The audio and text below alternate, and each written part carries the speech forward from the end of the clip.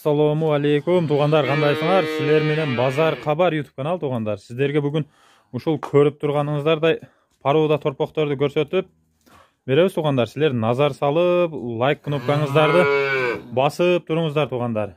Біз болса ушул Бишкектен келген парода торпоқтарды сіздерге көрсөтүп беребиз туғандар.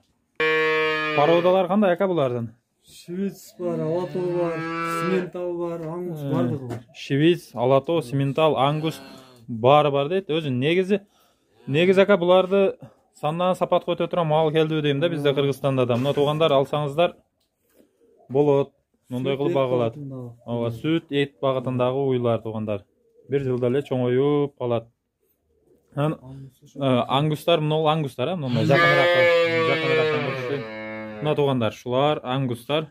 Мына бул 3 ангус бар туугандар.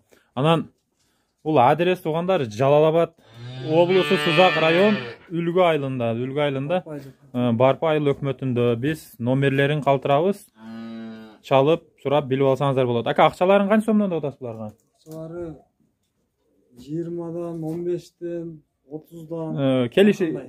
Келишим дейт туугандар, торпокко карап дейт. 20дан уктуңуздар туугандар. Биз номерин астына калтырып коебуз, чалыңыздар. Туугандар мындай кылып сүт берет. Уже алды чөп баштап калган туугандар. Дагы бир айдан кийин уже чөп как положено.